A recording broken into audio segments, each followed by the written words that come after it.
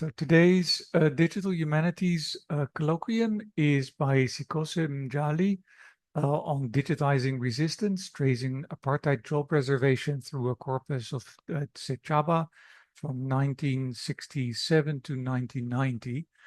Sikose is a PhD candidate in the English department at the University of Washington in Seattle. She is interested in the intersections of language, power, and resistance within anti-apartheid movements. Her research, titled Unsilenced, Unearthing the Voice of the African National Congress Underground from 1967 to 1990, employs a corpus linguistics, digital text mining, oral histories, and critical discourse analysis to explore the ANC's underground literature. Drawing on interdisciplinary methodologies, her works highlight silenced voices and reclaiming historical narratives. Having taught in England, Saudi Arabia, Oman, and the US, Sikose brings a global perspective to her research. She's also the recipient of the 2023 Richard Dunn Teaching Award at the University of Washington. So I think this is going to be a wonderful presentation, especially the kind of mixing of methodologies. I think that fits wonderfully in the idea of digital humanities.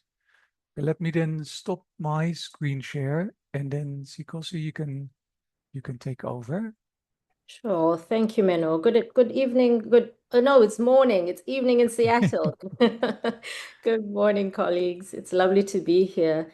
Menno, you make me sound so cool. Yeah, but this really sounds cool, so I'm not exaggerating, I think. Okay, I can see your slides. Please go ahead. You can see my slides. Okay, lovely. Good morning, colleagues. It's really, really lovely to be with you all. Thank you for coming this morning.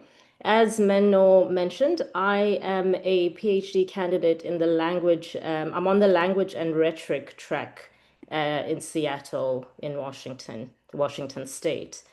So where my work sits is really at the intersection of critical discourse analysis and corpus linguistics. I'm currently writing the thesis. So a lot of what you'll see this morning is me kind of thinking out loud and just engaging with what's coming up in the data so far. So today I'll present a project that's a work in progress. So if you've got high expectations, now's a good time to lower them. But the paper is titled Digitizing Resistance Through a Corpus of Sechaba. So this research forms part of the broader dissertation as well. And the broader dissertation is building a searchable and diachronic corpus of Sechaba, the ANC exile journal. So the project really is asking what becomes visible when resistance is rendered computationally legible. And my focus then this morning is going to just be on the job reservation as a socio-economic policy and linguistic formation that's sustained through patterned English discourse. So my project is concerned with the infrastructures of knowledge and also with what it means to build an infrastructure for resistance. So I'll begin by just briefly outlining, let me see. Okay, so I'll just begin by briefly outlining what I hope to accomplish in the minutes that I have today. I'll provide a historical and intellectual context for the project. So both the apartheid labor regime that structures the analysis and the research trajectory that led me to Sechaba. And then I'll situate today's discussion within my broader doctoral work as well, if there's time, and then introduce the dissertation project as well. So the corpus forms the methodological backbone of my research, and it's allowing for a systematic and longitudinal analysis of liberation discourse. And then from there, I will narrow the focus to the small-scale study on job reservation. One thematic strand within the corpus that emerged as lexically dense and ideologically significant as well. We'll take a look at what's coming up. And then I'll then just kind of demonstrate how I combine corpus-assisted methods with critical discourse analysis. And I specifically look at the discourse-historical approach to trace how labor, skill, and racial classification are discursively constructed. So for the digital humanities dimension of the work, I'm concerned with what becomes possible with an underground liberation archive when it's transformed into something that's searchable, something that's quite structured, a structured data set as well. And then if time allows, I'll just briefly reflect on the role of AI. I'm open to maybe in the discussion, us maybe taking the conversation in that direction. I'm eager to learn what's happening in South Africa in terms of looking at large data sets and incorporating AI as well. So we'll move from the history to the corpus construction to the focused analysis and then some methodological reflection because it's quite an ambitious methodology. So to contextualize, I first became aware of Sechaba over what in isiXhosa we call ukuncokola, which simply put is dialogue. Mkhize and their colleagues have theorized ukuncokola.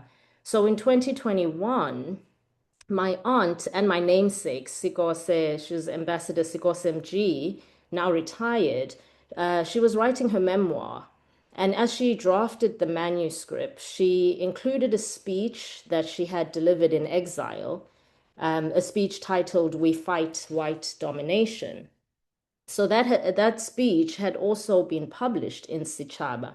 And that was the first time really, as we're having this dialogue, just chatting really, it was the first time I'd ever encountered Sechaba. And it was interesting to me that I wasn't encountering it as a data set. I was encountering it as just a living archive, as a living trace of somebody that I know and somebody and family. So in hearing my aunt recall giving that speech, We Fight White Domination, and the conditions of exile and the urgency of communication and the discipline of political language at the time, I realized that Sechaba was part of an intergenerational archive of struggle. And so that personal encounter is what eventually became the digital humanities project that I'm now working on. And that encounter led me to a simple question, which is, what if we could tell more of these stories? And if they weren't just preserved in memoirs, what if we could tell more of the stories and the thousands of stories that are embedded across decades of exile print culture?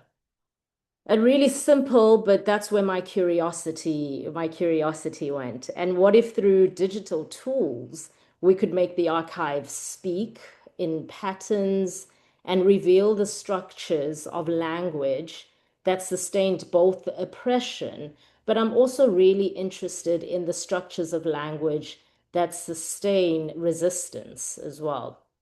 There's something quite curious and interesting to me about that statement, We Fight White Domination, in an underground resistance journal. So that's the language I'm interested in. So then my dissertation project was born out of a set of questions that began forming this was back in 2020 now. What happens when an underground liberation journal becomes a digital language resource? What becomes visible? What remains obscured when we render an underground archive computationally searchable?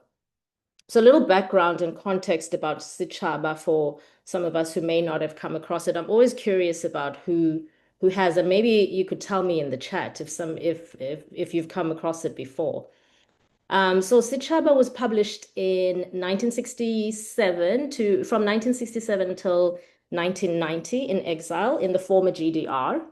And it circulated transnationally at a time when its readership inside South Africa was subject to severe censorship. This was the time of the book bannings, a lot of severe censorship and repression. So Sechaba operated underground strategically, and strategically also using English to reach both a domestic and an international audience. So its pages address the labor struggles, youth mobilization, international solidarity movements, sanctions, campaigns, you name it, it's all inside. It's covered inside Sechaba. It's all documented there. So rather than being neutral reporting, it was really, for my linguist brain, it really looks like discursive warfare conducted through print. And some might argue propaganda as well. O.R. Tambo, in his opening message, had this to say, and I quote, Sechaba is no ordinary journal or newspaper giving information on or writing about South Africa, nor is it a commercial enterprise cashing in on the world's keenness to know more about the atrocities perpetuated against the African population, as well as other social groups in South Africa. Its function is not merely to dramatize or take a bird's eye view of the South African situation. Unlike other journals, it's not an observer, but an active participant in the struggle for freedom, human dignity, and free press in South Africa, close quote. So all of this, what O.R. Tambo encapsulates here then, is covered in the way that Sechaba is written. Francis Mjali, one of the early editors, went on to say that we're writing in a language that is African in content, although it's English in form. And that's the kind of discursive strategies that I am mapping out as I'm documenting and collecting this corpus. In 2024, with the generous support of the African Studies program at my university in Seattle, I came home and traveled to Fort Hare to consult the physical archive and to begin collecting oral histories as well. So I've been talking to my elders from those who lived and wrote and circulated, wrote for Sechaba and circulated Sechaba. I'm very grateful that some of them are still with us, although that generation is aging now. So Sechaba emerged in a moment when political organizations were outlawed, leaders were imprisoned or forced abroad, and so communication within the country was heavily surveilled. So the journal, as we said before, is not just a simple publication. It's quite a strategic instrument of continuity and a way of sustaining. I'm interested in the ways in which it sustains political education and ideological coherence, international visibility as well, because now it was underground in print, but now it has been digitized. So all of those things are informing the ways in which I think about how we humanize the archive. So as I spend time in the archive, my methodological thinking began to shift quite a bit. I realized that I was not reading a static collection of just documents, but something closer to what I now call a living archive with those oral histories. And coming from a critical applied linguistics background, I understand language as a social practice embedded in power and embedded in history and lived experience too. So there is the Sechaba archive as bound volumes and digitized text, but there's also the living archive embedded in people like my aunt and the many people I've interviewed while I've been on this journey. So, whose the speech and memory we fight white domination extend the meaning far beyond what I would be able to just see if I was doing a critical discourse analysis of the text itself. So then how do we bring these archives, textual and embodied, into dialogue with each other? And more pointedly, how do we make the archive speak without ventriloquizing it or speak as it would, so to speak? So while I recognize that the ANC produced several journals, so we had Maibuye, Dawn, and Sechaba, my focus narrowed to Sechaba because it was the official organ of the ANC in exile. And I became interested in what new methodological approaches and political possibilities might emerge if we looked at specifically the official organ of the ANC at the time. And then this meant systematically gathering the issues, processing them first through OCR. Again, my background is linguistics, so I've become quite the digital humanist as well while going through this process of turning that OCR PDFs into text, going through the OCR process, cleaning and structuring the text, and rendering the archive really searchable for that digital text mining. So the computational layer is then followed by a critical discourse analysis of the corpus, which I situate historically and then place in dialogue with interviews that I've conducted with the elders. So the aim isn't just merely technical, and perhaps that's the tension I'm experiencing at the moment, because it's quite tempting to stay in the digital. But I am finding that the research is calling for something more than just the technicalities. So it's to bring to light as well so many of those multifaceted narratives that was suppressed, and how do I say things, and how do I say, how do the silences really speak within the archive as well? All those things that were censored or strategically obscured during this era. Pardon me while I refer. So one of the striking features of Sechaba is its covers. They are so visually provocative. I mean, the covers alone would make for excellent research. They announce struggle and solidarity, repression, defiance before even a single article is read. So here you can see a selection of front covers from different years.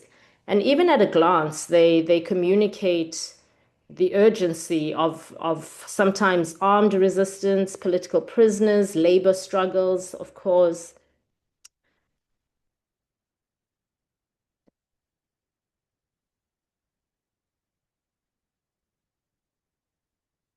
And if we zoom a little closer into this particular cover, we can see the headline just there at the bottom.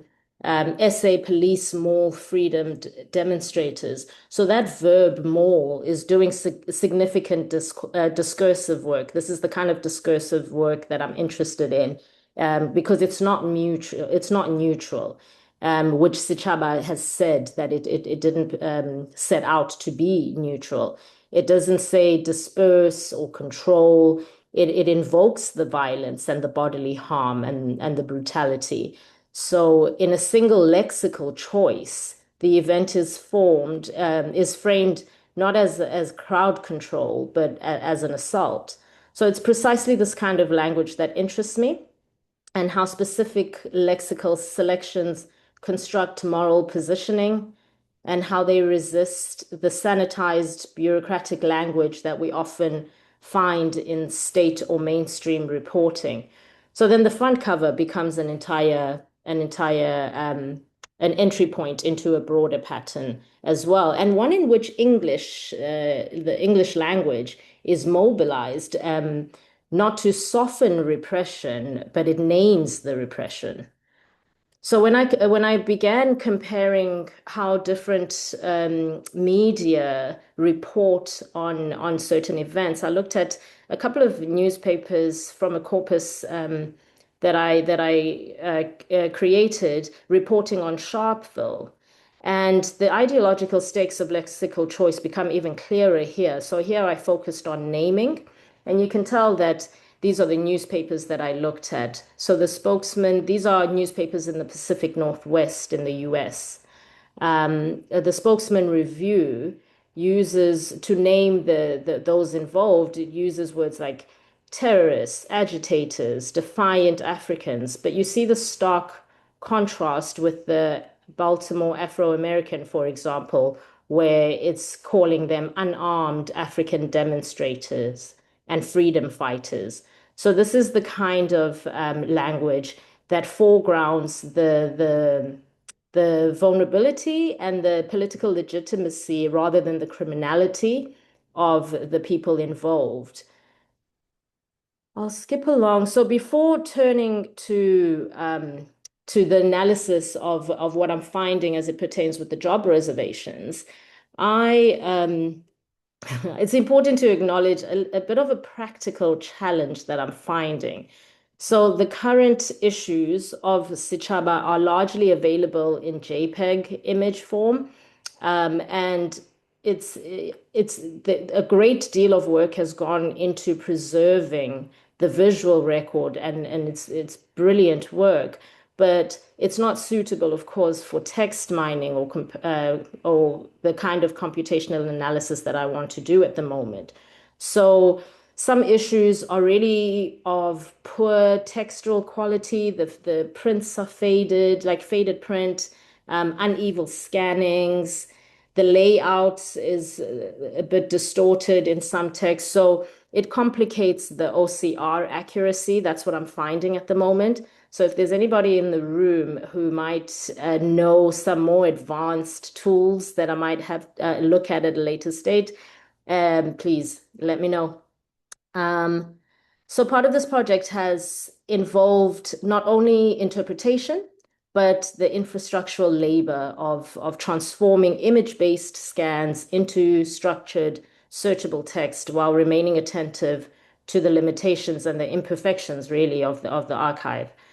So to begin with what this might look like, I started with something very simple and specific. I started with looking at Ambassador Mji's speech, which appeared in Sechaba. I work closely with some of my colleagues in e-sciences at my university, and they helped me move the text through a really basic pipeline of PDF, OCR, OCR cleaning, and then from cleaning to structured text, and then finally into something what looked like a mini corpus environment. So the goal was to assign structure at the time to what was initially quite raw and noisy text. And then I was able to identify the headings and the paragraphs and the metadata so that it could be computationally legible. So I'm going to repeat this process, and I've repeated it for the data that I'm looking at the moment as well regarding the job reservations. So I do want to be transparent about the current state of the corpus. The OCR is not always 100%. As you can see here, these are the kind of errors that it's pushing out at the moment. But this one is more accurate than a lot of it has been so far. So it's not 100%, and the data will require further cleaning, particularly for like the older issues where the print quality is uneven and the layout is complex. Sometimes it really doesn't like pictures. But at this stage, I'm using Google Colab for processing. But I regularly return when I'm doing my CDA, and when I'm doing my CDA analysis, then I return to the PDFs to verify key passages and lexical choices as well. So in terms of methodology, my primary focus right now is that CDA, it is those oral histories, because the interpretive stakes are a little bit high, too high to outsource to imperfect text. So what the corpus is doing at this stage is just guiding, attention, and it's helping me locate patterns, clusters, recurring terms, and then I move back to the material archive and to lived testimonies. Those oral histories have become crucial for me to kind of to make sure that the analysis is historically grounded in interpretation. So later on, I'll do a more thorough cleaning process, and maybe more advanced automation as well. But at this stage, it's looking a bit like this. So perhaps now, how am I doing for time? Yeah, now it's a good time to maybe pause and briefly unpack what I mean by DHA, CHA, and what it means for the purposes of of analyzing Sechaba specifically. So the discourse historical approach begins from a really simple but helpful premise that we can't look at texts and understand them without their social and political and historical conditions under which that they are produced. So in the case of Sechaba, the context includes exile, the context includes censorship, bannings, armed struggle, labor repression, even the Cold War environment at the time as well. So to analyze its language without that backdrop would be to strip it of its meaning. And so DHA, I rely quite heavily on this framework. And then with CDA, reminds us as well that it's not just concerned with understanding our social situation, although that's really important, but it's really also concerned with changing it. So how did Sechaba push forward for a change to come about? So that's kind of why I use these approaches as well, as because Sechaba was written to intervene. And then why combine corpus linguistics with DHA? Corpus methods allow, they're really helping me to work systematically because it's such a big archive. It's really important. Corpus methods help me provide some structure through frequency analysis. We can identify which terms dominate a data set. So I'm relying quite a lot on frequency analysis.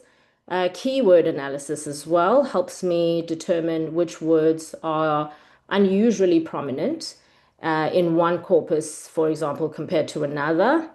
And then collocation analysis can help us with to see which words tend to cluster together. And then this can show us, it can reveal patterned associations that might not be visible through just close reading. So that's why I'm combining these two approaches. But so patterns alone won't help me to explain the meaning. So that's where the DHA approach becomes essential, and later on as well, oral history. So DHA is allowing me to situate the lexical terms within historical layering. So terms like labor, skill, native, they draw upon older colonial vocabularies. So DHA foregrounds sort of that intertextuality. And then it helps me trace how Sechaba references legislation and commissions, trade unions, and international movements as well. It also examines argumentation strategies, but in the interest of time, that's all I will touch on there because I want to move along to, yeah, these are some of the emerging themes that that keep coming up. So there's a lot written about education, student activism, international support and solidarity. That Pan-Africanist time is written about quite a lot in the Sechaba corpus. Job and labor, and women and children in the struggle as well. So to narrow the focus to job reservation for just this, what I'm working on at the moment, I did the same. I repeated the same process as I did with my aunt's speech, extracting just small scale sample of relevant articles from the corpus. And then the process followed the same pipeline as I explained before. And as many of you will know, the initial OCR output is often, it's so error prone. So when I was looking, these are the kind of headlines that that come up. So for example, this one, the tentacles of passes and forced labor are extended to the colored people under the Colored Cadets Bill. So the metaphor of tentacles there immediately is suggesting expansion, entrapment, and systemic reach as well. Now, when I extract that, again, the accuracy is touch and go. So here, I'm not sure if how clear this arrow is. Here you can see it gives me extra information about the metadata. And then here, really, it starts from forced labor from there, and it's missed the top half. So these are the kind of OCR issues that I'm seeing. I think I have a few more examples as well here, where there's a headline, it tends to then miss the entire, this is the original, and then here it's just blank space. So these are the kind of things that I'm finding. I think a couple more examples. Yeah, that has just completely missed. I mean, that's where it starts, and then from about here, all of that is missed, and then it starts again over here.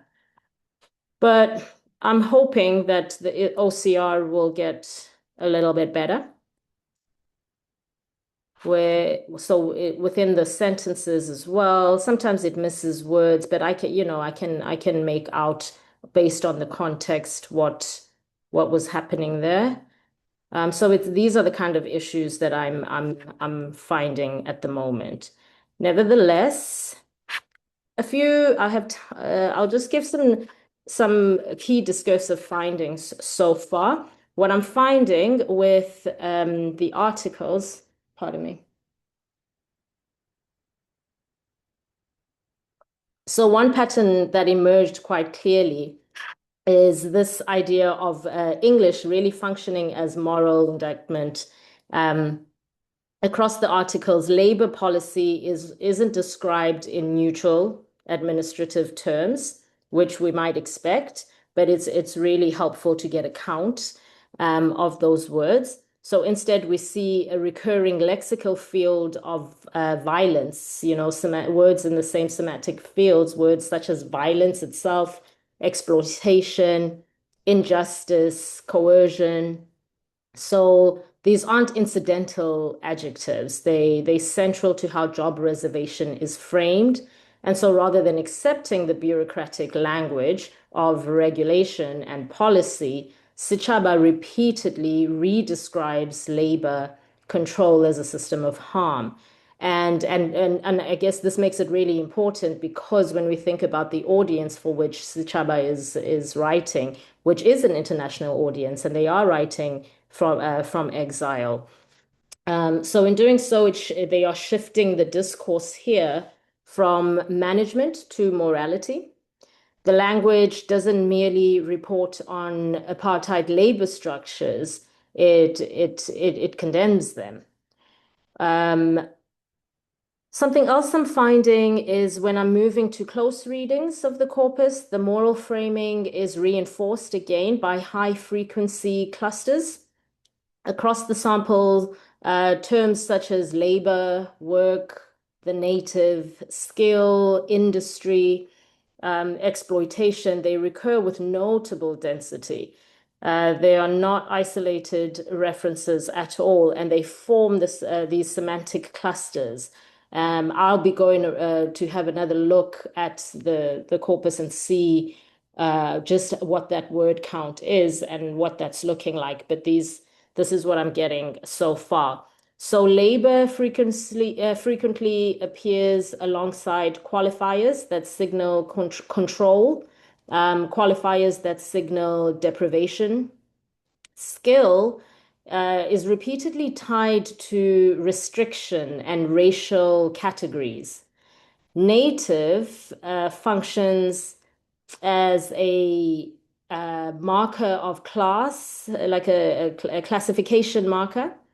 That's how we see native, and it's embedded within the colonial lexicon as well. And then industry is often positioned in relation to dependency, specifically on African labor as well. So what becomes visible at the moment at scale is that job reservation is not treated as a narrow policy issue. It's embedded within a broader narrative about exploitation, economic, racial, and structural. I think I will stop there. I could say a lot more, but I want to open us up. I want to be conscious of your time and open us up for some discussion. So I'll stop sharing. Thank you very much. Thank you so much. It was a very interesting presentation.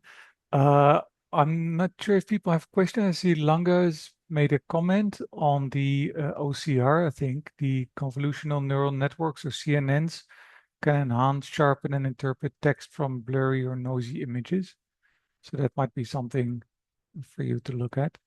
Other people might have questions, suggestions. I think we're with a nice group, so perhaps you can also just open your mic and we can have a discussion as well. Okay, so while people are thinking about questions, I actually have quite a few very practical questions. So I think the work you're doing is really great, and I was just wondering how you've actually done this. So the the publications, they were already scanned, right? So they were available as images, and Yes, you did the OCRing. that's So correct. did you just that is the are the images kind of accessible online? Can you just download them and then you can do your own OCR? So what kind of OCR did you use? Yeah, that's a great question, Menno. Thanks for that question. I have been working with someone in e-sciences who ran me a code on Google Colab. And that code is he gave me the code and then I used it to download each one of them one at a time. So that was the first OCR step that we did. But the images themselves were available online. So all of the images I downloaded first. That was the first step. I downloaded the images and then I used that code to then run the OCR. Okay, but you don't know what system was being. So there are a number of systems that you can use. Um, Mm. I was actually wondering, so you had that as a point, like we might get to this point, the use of AI in this context. So I know that there are people, I haven't actually done this myself, so I'm actually quite curious what that will look like to actually use generative AIs or large language models and stuff like that to do the OCR. And I've heard varying stories, so that might be something to experiment with. I've got no idea how well this works. Mm. So that's why I was wondering, did you really try something like this or? No, not at all. I'm not using any AI tools at all. And if anybody in this room knows some good advanced AI tools, I would love to because it's quite a large data set. And so over the course of about 2 years, I've just been running it like each one individually. But there must be somewhere where I can do them all, but I'm just not aware. Yeah. Okay, so I'm Yeah. not sure if I can help you with that, I think it's an interesting problem, and I'm sure you're not the only one who has who has these questions. Yeah. Mhm. Does anybody else have a question? Hi. Kismi? Oh, sorry, go ahead. Yeah, so mine is not really on the digital aspect of the research. It's more of a comment and just something that came up as Sikose was presenting. It's more on the humanities part of it, specifically the resistance. I'm also currently doing research, and resistance is a big part of it. I'm looking at the various ways in which people resisted and to see what kind of psychological impact it had for them in resisting oppression, particularly during apartheid, particularly for land dispossession. So I find it so interesting, the issue of language, because I never considered it, that the language itself is resistance. Like when you say discursive warfare, it's something that I never thought of, because I'm thinking, the outcome of it. But now I realize that the actual writing, talking about what is going on, the intentional use of the language is coming through when you discuss the linguistics of it. And I find it so fascinating. And it also makes me come back to the political climate globally, when people are engaging in politics and political rhetoric. Their use of language is the thing that gets us riled up, and most of the time it sort of feels like the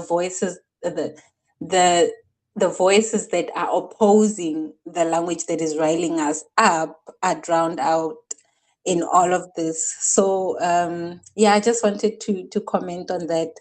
I find that so fascinating, something that never even crossed my mind. So I learned something new today. Thank you. Thank you. I appreciate that feedback. I wonder as well if I might just piggyback off that. I'd be interested to hear more about your work on resistance and some of the ways you're thinking about resistance.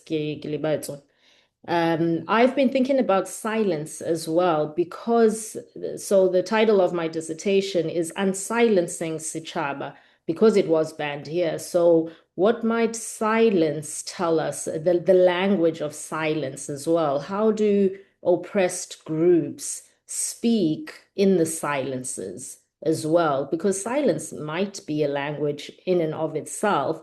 And when is the moment, when the moment to unsilence? What does it look like to unsilence? And then theorizing in Nguni languages has become quite fun for me. When I think about ukutula, something like ukutula, which might be silence, it's stillness, it's peace as well. It's a language in and of itself. And so what might it mean to theorize in Nguni languages, what is the language of resistance in itself? So I'd be keen to hear your reflections on resistance, and thank you for your comments. Thank you so much. That actually gave me a whole lot more. So yeah, thanks. Yeah, wonderful. Hi, Langa. I'm happy that we don't just have this digital discussion here. Thank you for that. Langa, you have your hand up? Yes, thank you, Mena. And Sikose, thank you very much. Very interesting study. I don't. It's just a big minefield, and I'm hoping that you're going to enjoy this as you write it. I suggested CNNs because you are in America and deep learning is already the current generation of AI. So I'm hoping you will have access or someone can actually work with you. But there are a couple of suggestions on the chat. Gemini also can assist in improving your OCR and text extraction. It's important that you have full text and full context. That is what makes your quality of corpus priceless. If we can get that, that'd be great. I just wanted to get a sense of how big your corpus or this Java corpus is. Do you know? Not yet. If you ask me in about a month, maybe I'll be closer to an answer. Right now, the answer is it's really big. Thanks, Langa, for your comments. I appreciate that. It's really big is my answer now, but because of these issues that I'm having and it's splitting words, so I can't really count them as words, I don't know how big the corpus is yet. And that's a really critical question. Great, thank you. So Langa already mentioned there are a few suggestions in the chat. I'll just quickly mention them. Lucky says that MacBook Air might be better with scanned text and text and images. And Bronwyn mentioned that Gemini can be used as well for free as a student. So that might be something to look into. But Chris Mills had a question. She says, thank you for sharing your fascinating research. Coming from a humanities scholar who is very hesitantly dipping her toe in digital work, could you reflect on the experience of making this jump? Oh, that's a lovely question. Thank you, Chrismy. Why is the word imposter syndrome coming to the forefront? I find myself caveating a lot that I'm a linguist, I'm a language, I'm a linguist, I'm not a digital humanist. I don't know what Python is and OCR. But actually, as I'm writing, every now and again, I kind of do know. And so every now and again, something clicks. I keep a reflective journal. I keep a journal for the process, for my oral histories. And then I keep a journal, non-academic, just a brain dump on this very thing, on the leap from the humanities to now calling myself a digital humanist. I don't even know if I call myself that actually. But in this journal, what I found, I was flicking through it a couple of weeks ago. What I found is that I can see, again, assessing my own language, I can see where I'm becoming a little bit more and more confident. And I mean, even to just give this work in progress talk is a big step, which I'll journal about as well and probably watch the recording. So I say all this to say, the imposter syndrome, the little voice is like, it's not as loud as it was when I took my exams and made the leap from student to candidate. The voice is a little loud, a little softer, and I hope it'll continue to be because I think that there is some juice here with combining the humanities and the digital. There's just something happening in 2026 where becoming more human in this digital era is gonna be, it's doing wonders for my thinking as a researcher and as a human being as well. So yeah, that's my that's my tiny reflection. Thanks for that question. No, thank you for that, Sikose. I actually very much appreciate it. So personally, I come from a computer sciencey background, so I feel the imposter syndrome more on the humanities side. So I think we're all there. I think one of the things that you might be doing, I'm actually wondering if you see that where you look at the work that you're doing, because the presentation you had was very much in a way on the humanities side, but making use of the digital. So I'm wondering if you start seeing something like, I would like to do this from a humanities perspective, but how can, say, a computer help me with this? Because of course you could have just read all the issues by yourself. You don't need to scan and OCR this, but by having it in digital form, you can do different things, right? You can search in a particular way. So, for example, you identified themes. I'm not sure how you did that, but you can do that in an automatic way as well. And it will be interesting to see, will it be the same or different from what you do if you do this manually? So I think there are a lot of things you can do automatically once you start thinking, I can do this automatically. Is this something you find as well? Yes, absolutely. I'm finding that more and more. And I really like how you framed that as in what can I do with this humanities thing in a digital way? I'm gonna sit with that question. I really like that. I'm finding this, but my brain is so hardwired to want to do the close readings. And then that's when I have to tell myself, actually, the data set is just too large. I have to rely on digital approaches to it. Now it's going to be a matter of what questions do I ask. And so this is really helpful to be in a space like this, listening to people who are more digital than they are the humanities, or because I still am learning what questions to ask in a digital way, if that makes sense. So this is very helpful. Yeah, no, definitely. I completely understand. Langa, you have your hand up. You want to respond to this? No, actually, I wanted to add another question. Sikose, That's fine as well. thanks, man. Can you problematize the language choice of Sechaba? So it's English, right?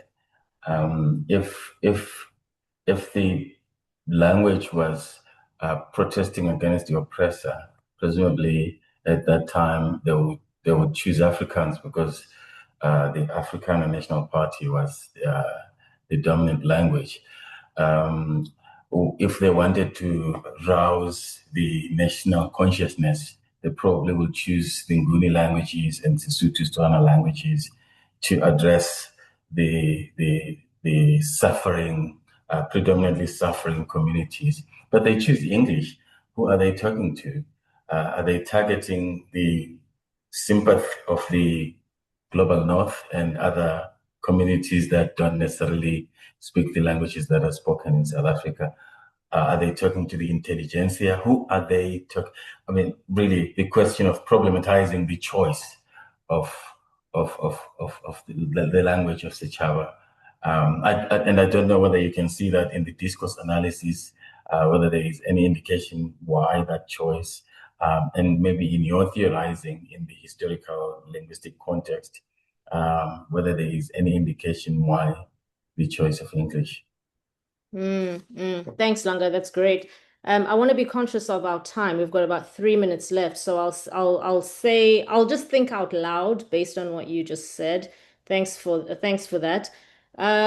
So it is written. Sechaba is written by largely in exile. I mean, it's been printed in the former GDR, and then they have offices where the ANC have the missions in Zambia, Tanzania, and London. So it is a question of audience. That's why they choose English. It is being written primarily for an international audience, which is one of the reasons I've chosen it rather than Umaibuye or something else that might have been written in a language, a South African language. So, but now Francis Mjali makes this statement. He says, we write Sechaba in a way that, in a language that is English in form, but African in content.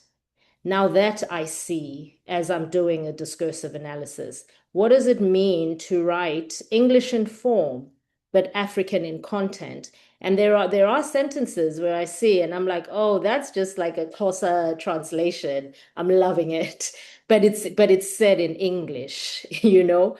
I'm failing to think of an example now, but they're these statements that we make, that we say them in English, but really it's Xhosa. So there's a lot of that happening, which might be actually quite fun for me to write about and start thinking about. Wonderful, thank you. I'm not sure if there's any short questions. We're slowly running out of time. I always find these presentations that there's enough to talk about. Actually, I have a whole list of questions still, but we can still talk about that afterwards as well. Any short question? Or shall we wrap it up for today? Okay, I don't see any questions. So thank you again, Sikose, for a wonderful presentation. I think there's probably way more to come, right? You're still in the middle of the research. So I'm sure that we'll hear more from you. Yes. Thank you so much for the presentation. Thank you all so very much for having me. I am writing. Send good writing vibes my way because ndiyagowa. Okay, thanks.